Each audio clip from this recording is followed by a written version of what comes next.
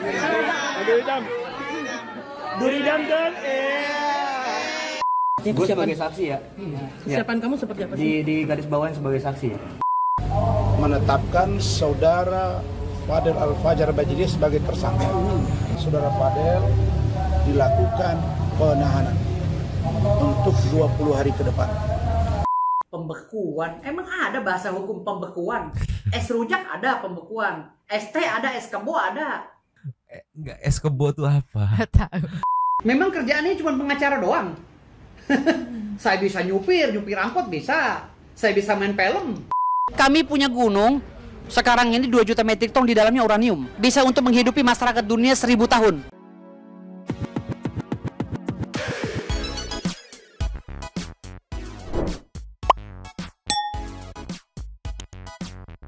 Yo, Mang, Santai people.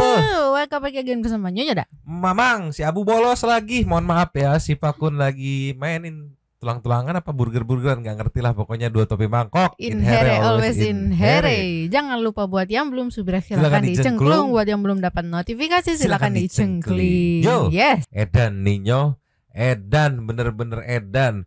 2 kasus yang nggak tahu secara kebetulan atau enggak, disengaja atau enggak, ternyata beririsan.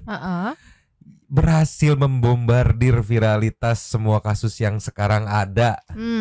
Setelah kemarin siangnya ya pagi siang sorenya gitu rame soal berita acara sumpah Bang Rasman dan Bang Firdaus yang katanya dibekukan. Malamnya ditiban lagi jeder. Habis dudidam di Polres, berakhir atau terbitlah menjadi tersangka. Iya, soal Fadel Bajideh ya. Fadel Bajideh kan ya. Yeah. Ya, jadi itu Santai People 2 kasus itu, Bang Rasman versus Bang Hotman dengan Fadel Bajideh ini kasusnya. Ini secara tidak langsung, aku nggak ngerti apa secara langsung itu beririsan. Karena ada Bang Rasman di situ yang menjadi irisannya gitu. Yang itu yang jadi menarik. Semalam juga pecah banget di FYP, Fadel Bajideh jadi tersangka gitu. Setelah beberapa bulan lalu sempat menuai banyak kritikan karena dudidam di kantor polisi. Nanti kita play dudidamnya, mungkin Santai People kangen ya. Tapi pertama meluncur dulu. Ninyo, dari Intens ini semalam pecah banget, bisa kita lihat 290k. Yang komen 2.600. Tolonglah, saat Bang Rasman menyampaikan katanya Fadel sudah ditetapkan jadi tersangka dan ditahan di Polres Jaksel. Ini kalau kayak gini suka pengen nge-flashback video dudidamnya gitu kan. Tapi kita lihat dulu yang disampaikan Bang Rasman. Kita highlight ya. Yang mau fullnya silahkan ke Inten Investigasi Ceki. Play. Pada malam hari ini saya informasikan bahwa setelah tadi saudara Fadel Al-Fajar Bajideh diperiksa, lebih kurang 53 pertanyaan. Ya, tidak banyak sih pertanyaannya. Mohon maaf Bang, 53 banyak Bang. Banyak. Iya. Gak banyak tuh 2. Iya. 3, 5 gitu ya. 7 udah lumayan tuh. Lumayan. 7 pertanyaan gitu kan. 53 mohon maaf. Banyak. Ini maksudnya 53 atau 5 atau 3 pertanyaan gitu. Tapi kalau 53 mohon maaf Bang. Banyak. Banyak. Teman-teman wartawan juga nunggunya lama nih dari awal yang datangnya itu kalau nggak salah siang-siang masuk, terus ini rilisnya malam ya habis maghrib ya. Jadi mohon maaf banyak 53 tuh Bang, banyak. Mohon maaf sekali. Lanjut lagi. Kurang 53 pertanyaan. Ya, tidak banyak sih pertanyaannya. Nah, setelah kita dalami, kita dengarkan, kita lihat perkembangan, kita lihat keterangan dari berbagai pemberi keterangan, diantaranya keterangan Loli, keterangan mungkin dari NM, dari saksi-saksi, dari Fadel. Maka tadi dilakukan gelar perkara, dan gelar perkara itu menetapkan saudara Fadel Al-Fajar Bajideh sebagai tersangka. Dan oleh karena satu dan lain hal sesuai dengan KUHP, diatur bahwa penyidik dapat melakukan penahanan jika satu si tersangka itu mengulangi perbuatannya, menghilangkan barang bukti dan atau melarikan diri.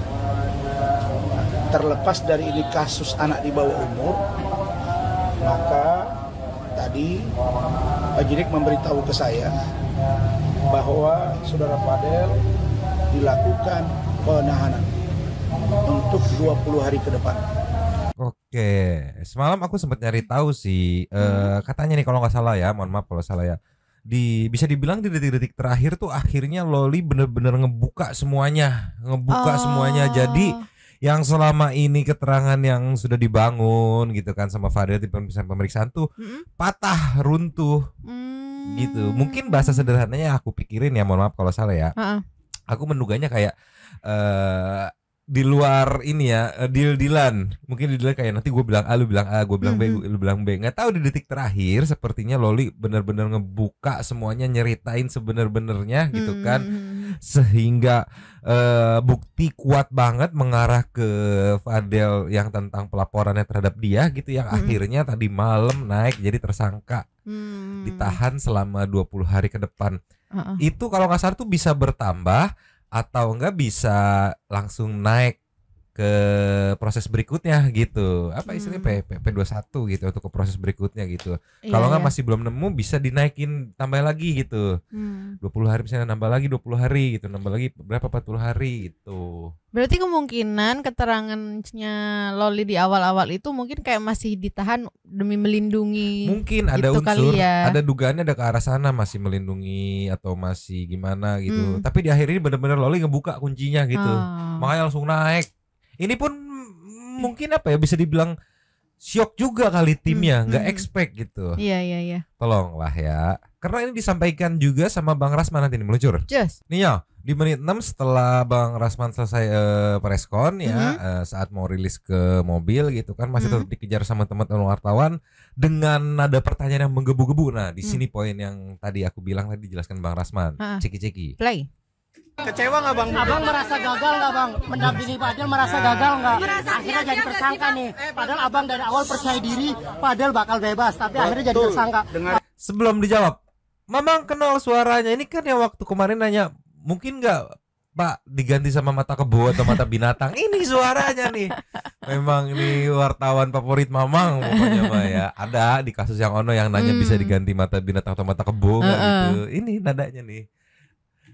Tersangka nih, padahal abang dari awal percaya diri Fadel bakal bebas, tapi akhirnya jadi tersangka. Abang merasa gagal nggak? Dengarin baik-baik.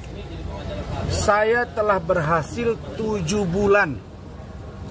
Ingat ya, 7 bulan melakukan pembelaan hukum dan dia aman. Tapi satu yang saya beritahu Fadel, kalau keterangan besok berbeda dari Loli, itu akan sangat berbahaya buat kamu. Nah, Loli memberikan keterangan yang berbeda. Terus saya mau buat apa? Bang, kenapa itu Karena bisa, itu anak di bawah umur, saya tidak tahu. Berarti dia sudah membuka hal yang berbeda. Pertanyaannya, apakah ini dapat kita terima atau tidak seutuhnya? Kenapa dia berubah? Nanti kita lihat di proses persidangan. Abang setelah ditetapkan tersangka, Fadel bilang apa? Berprestasi. Satu-satu. Saya sudah sangat berprestasi membantu dia. Dan saya tetap akan bantu dia. Kami tidak mengundurkan diri. Tadi rapat dengan Rahmat dengan tim. Kenapa? Karena kita mau tahu kenapa Loli begitu. Bang, pertanyaan saya bang. Tapi supaya kalian ingat ya, dalam semua keterangan terbaru itulah yang dipegang. Gitu. Bang, apa pernyataan Loli? Nah, masalahnya nanti kalau naik ke persidangan, balik lagi, ini kan beririsan dengan kasus yang dengan Bang Hotman ya. Kekejar enggak gitu, karena kan saat ini Bang Rasman juga sedang sidang juga kan. Iya. Kejar-kejaran jadinya. Terus kalau misalkan belum putusan nih di kasus Bang Rasman sama Bang Hotman ya. Si berita acara yang dibekukan seperti apa nih? Iya. Berita acara sumpahnya ini. Iya, jadi beririsan bener-bener. Iya sih. Terus aduh aku jadi ngebayangin nanti gimana ya, Mang, kalau misalnya dibekukan sama apa? Putusannya. Udah keburu putusan nih misalnya. Belum. Sebelum gitu. Jadi kayak keduluan kasusnya Fadel dulu gitu kan. Berarti kan didampingin dong. Dan otomatis pasti tertutup kan. Karena kan asusili kan? Iya, part asusilinya dibahasnya tertutup. Iya, apakah akan komplain lagi apa gimana gitu? Nggak ngerti. Aku juga nggak ngerti. Tapi di sini menjadi apa ya? Kemarin tuh kan aku mikirnya bakal cepet prosesnya. Ternyata alot sampai 7 bulan. Tapi akhirnya kebuka. Justru di sini aku ngelihat malah semakin alot tuh bobot beban untuk Fadelnya malah semakin gede. Kenapa? Karena ternyata di akhir Loli ngebuka semua keterangan yang baru. Nanti kan di-compare. Kenapa kemarin lu A, terus sekarang lu jelasin semuanya B, akan ke-compare. Kalau misalkan ternyata keterangan sebelumnya tuh ada yang mengarahkan. Wah, bakal kegali semua tuh. Iya, itu pasti ditanya dulu kan. Ini ada 2 keterangan berbeda nih, yang benar yang mana gitu pasti kan awalnya. Diselidikin lagi gitu untuk diperdalam lagi. Wah. Aduh, padahal kemarin udah begini di Polres dengan apa ya? Dengan nyamannya gitu, dengan gestur menunjukkan bahwa saya tidak melakukan sesuai apa yang dituduhkan dan dilaporkan gitu. Tapi semalam pecah banget, naik status jadi tersangka. Tapi biar Abdul kita flashback dulu meluncur. Ninyo, akhirnya setelah 4 bulan sebenarnya gatel banget, memang pengen ngontenin, pengen mengomentari gitu ya momen ini. Cuma kayak belum ada momen yang pas nih buat kita up nih, kali ini pas banget. Dari hype 4 bulan yang lalu, karena ini tujuan kita flashback ya. Berawal dari dudidam di Polres, berakhir jadi tersangka, ditahan 20 hari. 1 menit 24 detik, videonya ceki-ceki. Play. Fadel, ini banyak kamera, Fadel, siap-siap ya. Siap-siap. Ini ketiban kamera. Ayo Fadel. Oh my god. Pak.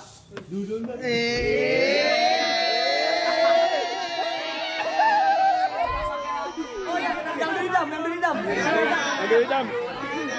Duridam kan?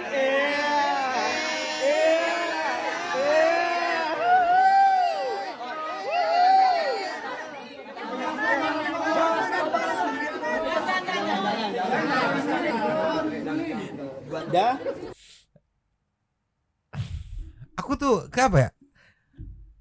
Aduh, nggak sanggup kayaknya semenit 24 detik ini nontonnya, nggak sanggup. Feel-nya tuh kayak gini loh, Santai People mungkin paham ya. Kayak kita lagi scroll IG atau TikTok, terus muncul VT perindapan yang kayak ada cewek joget terus dia salto gitu, ada cewek diem terus dia salto gitu, ceweknya kayak kaget. Dianya salto sendiri, heboh sendiri, asik sendiri gitu. Kayak lu mah menghibur diri sendiri gitu, gak menghibur orang lain. Iya. Terus pakai request lagi dudidam kayak tolonglah.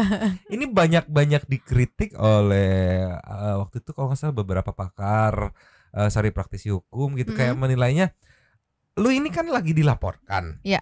Diperiksa di Polres ya. Idealnya gitu, walaupun lu punya gestur yakin lu tidak bersalah, tapi kan lu sudah dilaporkan nih. Idealnya udah ya tetap tenang, gesturnya tuh ya tunjukkan aja kalau lu tidak bersalah. Ini aku nangkep maksudnya dia dudidam kayak begini tuh maksudnya menunjukin gestur kalau gua tuh yakin nggak bersalah gitu, nggak takut gua dilaporin. Tapi kan pertama nggak perlu dudidam juga. Yang kedua kalau tetap mau dudidam ya udah nggak perlu di depan kantor polisi juga kan.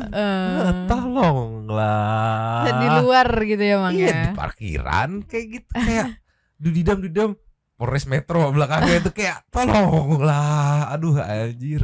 Aduh mumet banget sumpah. Coba lanjut dikit lagi lah Pak Mali. Lanjut.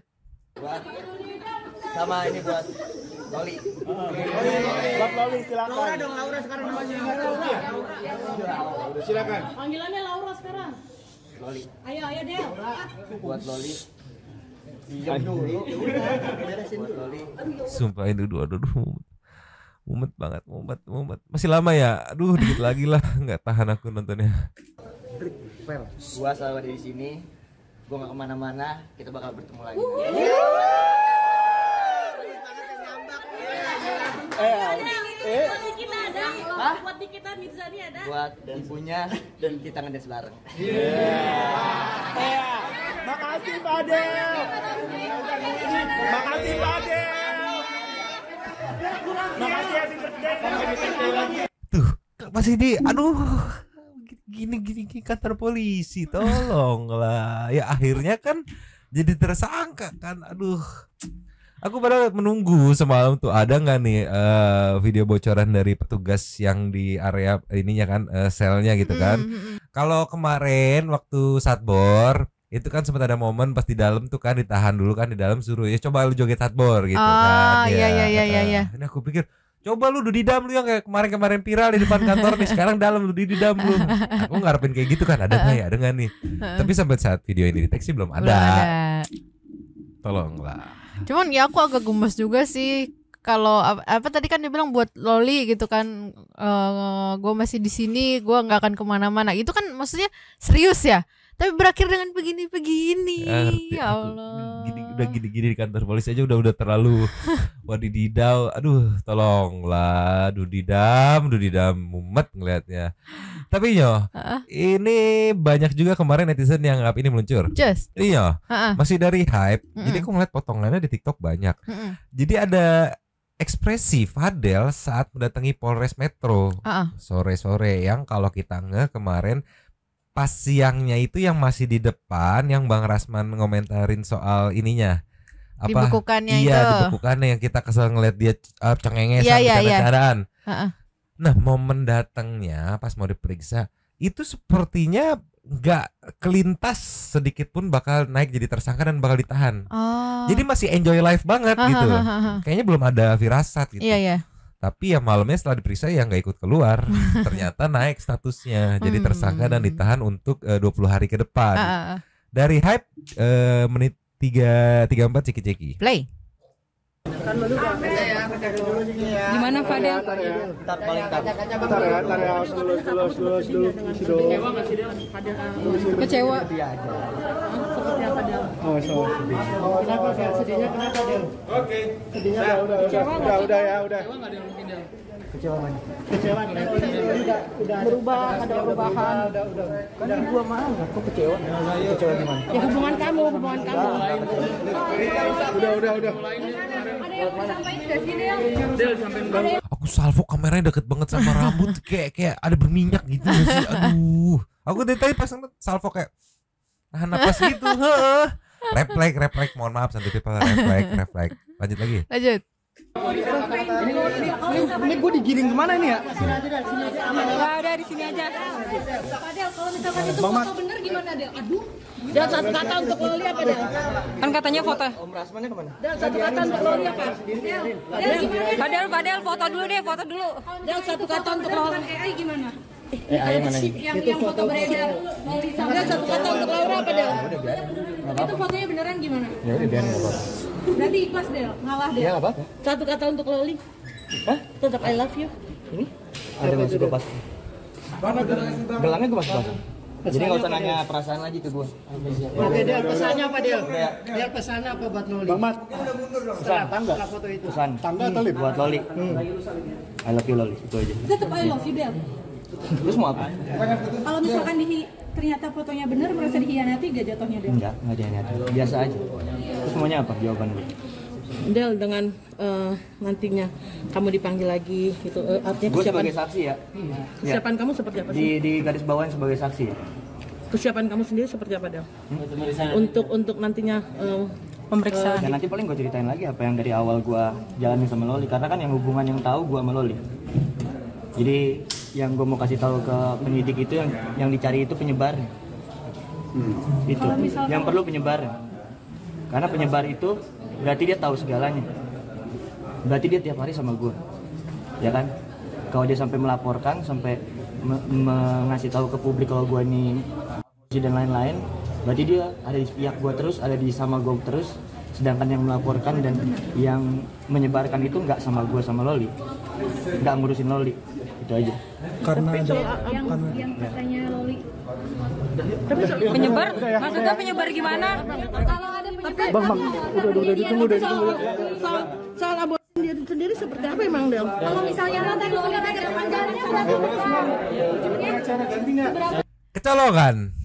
Kecolongan. Kecelposan ya kayaknya. Ya. Soalnya tadi dia bilang gue fokus ke yang nyebarinnya. Awalnya kita mikir nyebarin apa gitu kan. Terus masalah abortion katanya tadi kan. Berarti kalau kayak gitu orang-orang otomatis nganggep kalau itu berarti bener dong. Yes. Berarti secara tidak langsung dia mengakui bahwa itu benar, makanya dia cari siapa yang nyebarinnya. Yang nyebarinnya harusnya kemungkinan orang yang sekitar gua, karena orang sekitar gua yang tahu nih. Jadi siapa yang nyebarinnya? Katanya begitu. Iya, jadi aku kaget sih. Padahal kan poin wartawan tuh tadi nggak mau seberat itu bobotnya. Mungkin padahal juga bisa melemparkan ke kuasa hukumnya. Poin wartawan kan tadi yang aku tangkap nanya soal foto. Kemarin kan sempat beredar tuh foto Loli gitu kan, dengan siapa gitu kan. Sempat mungkin gak itu AI gitu kan. Terus ada satu kata buat Loli atau kayak gimana tadi itu. Terus gimana nih kalau nanti diperiksa lagi, kan dia tetap masih ngotot kan. Gue saksi. Tapi ternyata ada keceplosan yang mungkin itu menjadi apa ya, clue gitu buat teman-teman wartawan bahwa ya udah nggak akan keluar gitu. Dan ternyata mungkin siapa sangka ternyata Loli ngebuka semuanya. Kelar, sumpah kelar. Iya, terus yang bikin meyakinkannya lagi kalau dia keceplosan gitu ya, Mang ya. Langsung di-stop. Disamperin sama kakaknya langsung kan. Di-stop kan. Iya. Tolonglah. Kita kasih ke nextnya. Just. Ninyo. Yes. Nextnya dari Grid ID 5 jam yang lalu ya, tadi pagi. Ini ada momen teknik yang menjelaskan benar sesuai dugaan kita tadi. Nggak cuma pelaporan ini yang akan diproses, datang lagi susulan setelah Loli memutuskan untuk membuka semuanya. Bertubi-tubi kan. Makin lama dudidam ya nanti, tolonglah. Starting dari menit 151 Grid ID Ceki. Play. Sebetulnya setelah ini pun akan ada laporan lain lagi untuk Kang Semir, karena memang dari pengakuannya Laura sendiri yang dibantu oleh Bude dan Pak D yang sudah saya anggap seperti ibu dan bapak saya, dengar ceritanya pengakuan Laura yang saya juga dengar bahwasanya bukan hanya soal yang saya laporkan, tapi ada juga kekerasan, ada juga. Gue kalau ngomongin itu tuh gue mau nangis gitu, karena Laura itu anak perempuan gue semata wayang yang dari perut melahirkan, membesarkan sendiri pakai tangan gue sendiri. Laura itu bukan anak durhaka. Saya tidak pernah menelantarkan Laura. Laura saya sekolahkan di UK atas jerih payah dia sendiri dengan tes yang dia lakukan sampai akhirnya dia diterima. Jadi kalau ada yang bilang menelantarkan, itu tidak pernah. Mungkin Laura memang nakal, tapi nakalnya sewajarnya anak-anak seumuran dia, selama dia masih ada di genggaman saya. Tapi kan Laura ini menjadi seperti ini sebelumnya, yang kacau segala macam, itu kan karena orang-orang yang tidak suka sama saya memakai anak saya untuk against me, melawan saya, ya kan. Nah, ketika saya mendengarkan cerita anak saya Laura seperti itu, hati saya tersayat-sayat. Ternyata dia untuk makan saja harus tunggu transferan dari keluarganya Kang Semir, karena segala apapun penghasilannya Laura dari endorse dan lain-lain itu masuk ke rekeningnya Martin.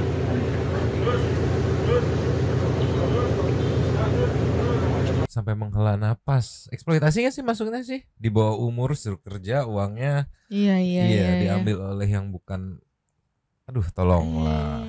Aku langsung flashback dulu, sempat ngelihat cuplikan gitu kan. Awal-awal tuh, waktu awal-awal dia di luar negeri kan sering live gitu kan si Loli kan. Live makan, pokoknya mewah-mewah deh awal-awal tuh. Terus kayak makin kesini kayak makin downgrade gitu loh memang. Berarti kemungkinan besar bener ya Mang ya. Iya, karena kalau dilihat dari itu ya cuplikan-cuplikan videonya gitu. Aku tuh begitu case Loli ini naik, aku sempat inget-inget ini yang mana ya. Aku taunya dulu itu sempat ada momen, aku lupa naik ke hitam putih apa enggak ya. Pokoknya anaknya Nick Mir yang kayak Hawkeye, pemanah. jago banget. Itu Loli. Iya. Maksud gue kayak tadinya mikirnya kayak wah ini bisa jadi atlet panahan yang bener-bener atlet profesional. Cuman ya karena mungkin salah gaul ya, aku sih mikirnya apes kali ya ketemunya ya dudidam itu yang akhirnya salah pergaulan. Iya, dan jatuhnya kalau misalnya benar ya Mang dugaannya itu ya jatuhnya dimanfaatin sebagai ladang cuan gitu ya. Iya. Wah, ngerembet ini bisa ya bener kata Nikmir bisa sekeluarga kena nih. Bahkan aku tuh sempat tadi ngeliat di TikTok katanya bakal mau dirobohin gitu rumah yang renovnya pakai uang Loli gitu. Mau dirobohin sekarang atau after pelaporan berikutnya menyusul gitu. Mungkin after terbukti semua kali Mang ya. Tapi yang jelas itu sih bener-bener apa ya, kenal sama si Fadel ini ya menurutku loh ya, menurut opiniku ya bener-bener apesnya gitu, apesnya mungkin kecolongan yang akhirnya ya begitulah didam gitu biar mumet aku mah ya. Kita ke nextnya Just Ninyo, yes. Dari Fadel yang naik jadi tersangka karena balik lagi yang ku bilang beririsan dengan kasus kemarin Bang Rasman sama Bang Hotman. Sekarang kita bergeser ke efek domino dari ricuh sidang di Pengadilan Negeri Jakarta Utara.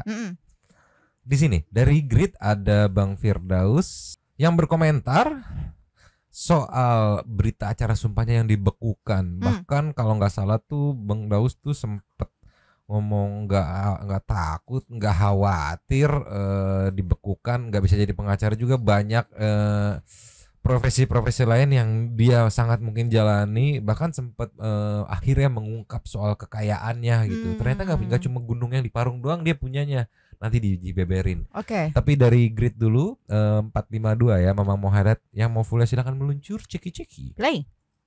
Masa sekelas Mahkamah Agung mengeluarkan penetapan pembekuan? Emang ada bahasa hukum pembekuan?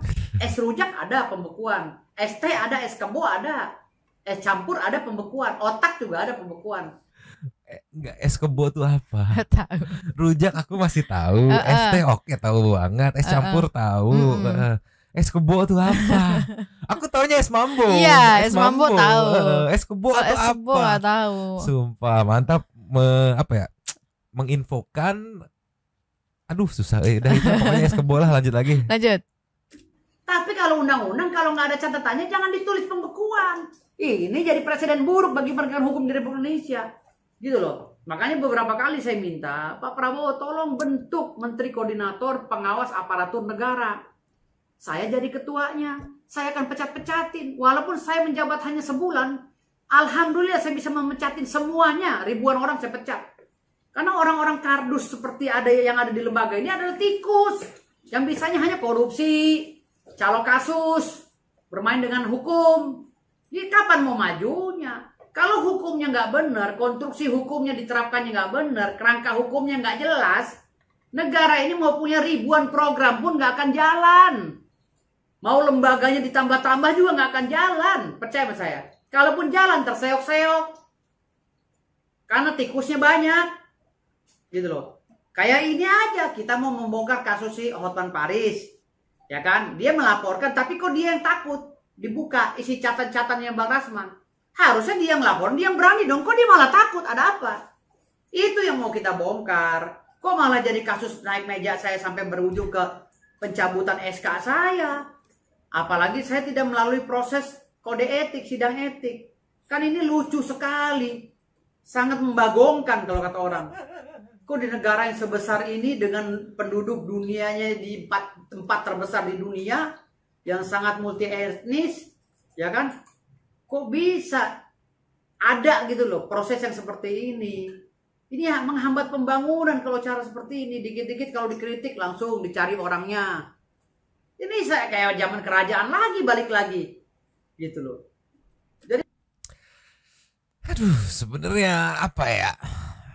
Aku juga nggak expect. Pas nonton sidangnya tuh nggak expect, memang aku ngeliat sekilas oh naik gitu juga, cuman nggak expect bakal jadi spotlight yang justru apa ya, menimpa spotlight lainnya. Iya. Ya mungkin karena karisma dari Bang Daus tuh lebih menyala gitu, sehingga nutup spotlightnya itu tuh sekilas gitu. Iya benar. Yang aku pikir bakal naiknya itu adalah saat Bang Rasman ngegebrak-gebrak meja hakim. Aku pikir itu bakal jadi puncak spotlightnya. Ternyata enggak, ketutup sama yang naik ke meja.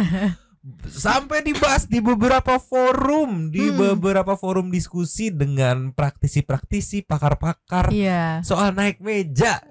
Kan secara positif kita mikirnya kan, wah berarti auranya Bang Firdaus itu aura magnetnya kuat banget gitu kan. Tolonglah. Cuman ya dampaknya ya jadi kayak gini gitu. Tolonglah. Gak expect banget ya Bang ya. Gak expect banget. Ini mengenai kekecewaannya terhadap MA yang beku katanya tuh. Yang dia tahu pembekuan es kebo, es rujak gitu kan.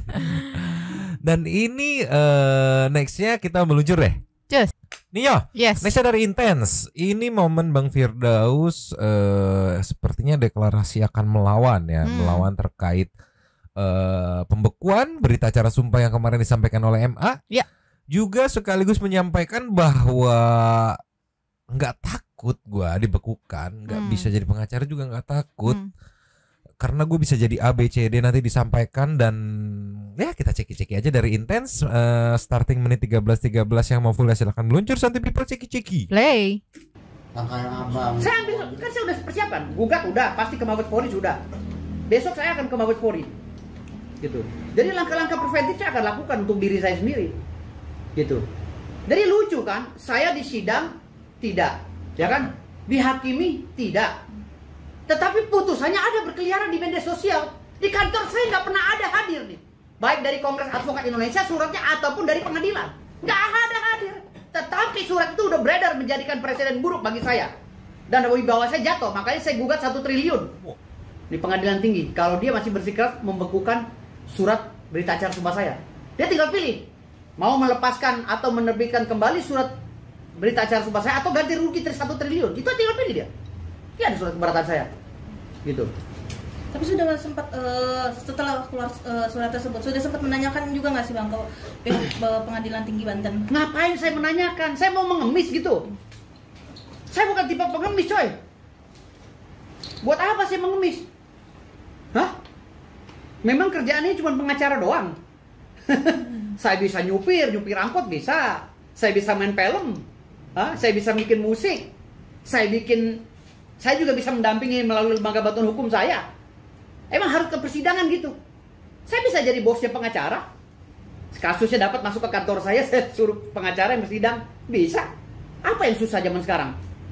Nggak takut, saya berita acara sumpah dicabut pun nggak cabut. Tapi mekanismenya harus benar. Kalau undang-undang dan aturannya nggak ada, jangan diada-ada, malu. Mahkamah Agung kerjanya seperti itu, malu. Gitu loh. Ini memalukan harkat dan martabat bangsa. Gitu loh. Jadi memalukan ini tentang proses demokrasi hukum. Memalukan sekali.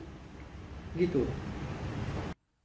Tapi inilah ekspektasi aku sesuai dengan yang kemarin kita ketahui kan, di netizen menyebutnya adalah ketua dari segala ketua gitu kan. Jadi kayak banyak opsi ya, gue nggak takut. Tadi dijelaskan kan, nyupir angkot masih bisa gitu. Untuk bisa main film bisa gitu. Bikin musik bisa gitu kan.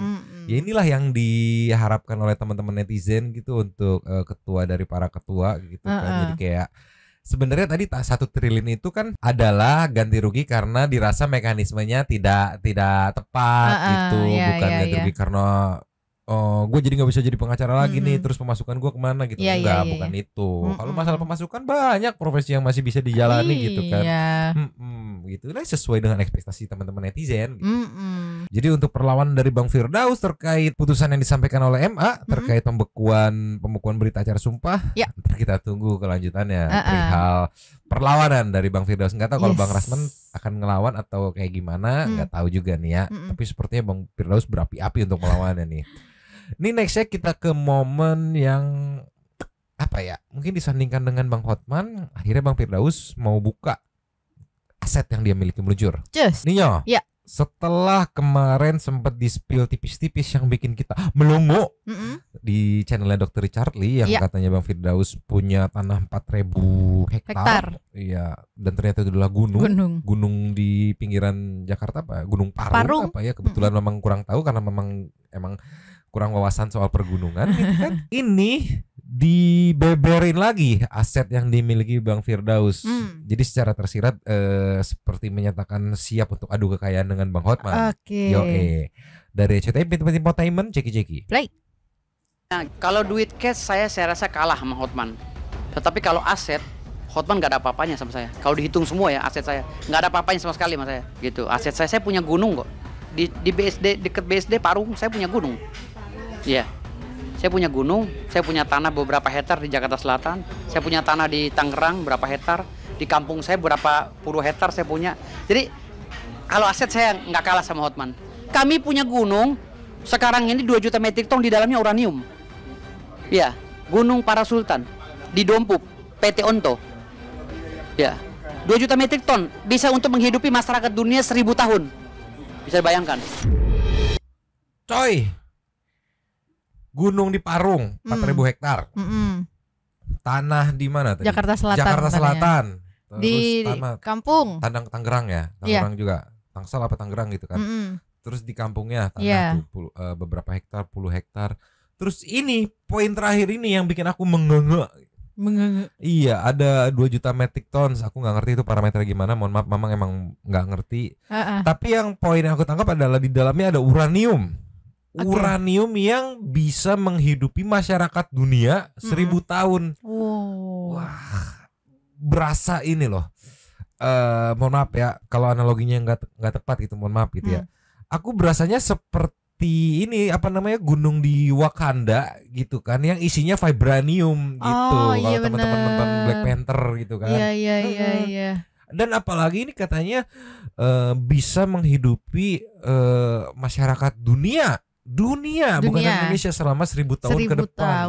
Berarti kaya banget ya, Kaya banget coy. Dan juga penting banget kalau misalkan ada krisis di dunia gitu kan, terus wah kita kehilangan ini apa penghidupan, penghasilan segala macam. Tenang, masih ada gunung apa 2 juta metrik ton tadi yang ada uranium gitu yang bisa menghidupi ini apa masyarakat dunia 1000 tahun ke depan.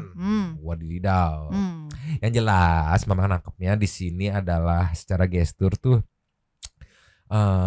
menyatakan siap untuk adu kekayaan gitu dengan Bang Hotman. Memang secara cash kalah, tapi secara aset tadi disampaikan enggak kalah jauh gitu. Katanya. Iya, edan tuh. Enggak kalah jauh, yang kalah siapa? Bang Hotman maksudnya. Tolonglah ya. Sekarang kita ke next yang meluncur. Yes. Postingan tadi di repost di Instagram Bang Hotman, bisa kita lihat. Dengan caption, aduh Hotman mual dan muntah. Kok bisa lolos jadi pengacara? Mungkin Bang Hotman masuk angin. Mungkin makanya mual dan muntah, atau Bang Hotman salah sarapan gitu. Iya benar. Ini kalau kita play videonya yang tadi kita play barusan, cuma memang di sini mau ngelihat komen yang mampir di postingan Bang Hotman. Like-nya aja 100.000 coy. Komennya dari Nikos Okin, kayak lagi mimpi pas abis minum obat flu. Kacau mimpinya. Memang kalau flu biasanya disertai demam. Kalau demam biasanya mimpinya suka ngawur. Tapi tolonglah Nikos, jangan disamakan ya. Hei, tolonglah. Dari saya Reja, bingung mau tag Dirjen Pajak atau BNN. Iya kan, kalau kekayaan itu kan wah Dirjen Pajak nih biar bisa ngecek nih udah bayar pajak apa enggak. Tapi mendengar penjelasannya kok kayak lebih mengarah mendingan ngetek BNN atau kayak gimana kan. Jadinya bingung teman-teman netizen yang komen di postingan Bang Hotman ya. Tolonglah, efek ngunyah kecubung katanya. Tidak dong, kecubung tidak seperti ini efeknya ya. Tolonglah. Kita kasih nextnya Yes. Bang Hotman ini sepertinya belum mau ngelepasin kasus ini gitu aja ya. Selain tadi Firdaus yang memamerkan asetnya yang di-repost sama Bang Hotman, ini ada juga Bang Hotman yang nge-repost postingan wawancara Bang Rasman. Terkait apa nih ya? Caption dari Bang Hotman sih, manusia apa ini baru tahu rasa. Halo Mak Elida Neti, tolongin klienmu ini. hahaha kamu bisa apa katanya. Tapi kalau di videonya sekarang pakai ilmu tangis dan air mata sampai curhat kalau Rasman gak pernah dapat kasih sayang. Ceki. Play. Gak sempat memberi kasih sayang ke saya. Kayak saya bilang anak-anak saya, istri saya sayang kalian kepada emak kalian, sayang kalian kepada ayah kalian. Kalau saya gak dapat kasih sayang. Aku hampir terharu tadi, untung Mamang bisa kuat ya. Bahaya kalau terharu nanti gimana atuh ngebawainnya, masa ada sedih-sedih gitu kan. Oke, ada komenan dari Deren, agak aneh juga lihat dia ngomong nada rendah gini. Biasanya nadanya sampai 10 oktav kalau ngomong. Iya sih, setuju. Mamang juga kayak kaget tadi. Iya, mungkin karena sebelumnya Bang Rasman ini tidak menunjukkan sisi melankolis. Iya, sama kan kita udah melekat dengan Bang Rasman tuh meledak-ledak dar gitu. Ini makanya kaget juga loh. Kaget kita jadinya. Ternyata iya ternyuh loh, aku nyuh gitu. Karena ternyata nggak pernah dapat kasih sayang katanya tuh kan. Ya semangat terus lah Bang Rasman ya. Ini kita kasih kelasnya kali meluncur. Just. Ninyo. Ya. Sepertinya ini lastnya ya dari Bang Firdaus Instagram ya, 2 jam yang lalu diposting. Untuk pengacara internasional captionnya apa nih? Ceki. Play. Hotman, gue udah stop ngomongin lu karena nggak ada gunanya. Yang ada bikin lu tambah viral. Ya. Lu hari ini gue lihat videonya masih aja ngomongin bass gue. Gue aja yang dibekukan bassnya santai-santai aja. Kok lu yang kepo? Pakai merintah-merintahin pengadilan, ngelarang gue sidang segala. Emang lu siapa di bangsa ini? Hah? Lu tuh kagak ada apa-apanya. Lu tuh jadi cemohan orang. Ngaku pengacara internasional tapi yang lu urusin bass gue. Kecil amat sih urusan lu. Gue lagi mikirin tambang batu bara. Gue lagi mikirin tambang emas, tambang uranium. Lu ngomongin bass gue. Lucu banget lu. Pengacara internasional. Pengacara intersiomai. Oke. Tapi yang lebih lucu itu adalah apa? Nih, di repost sama Bang Hotman.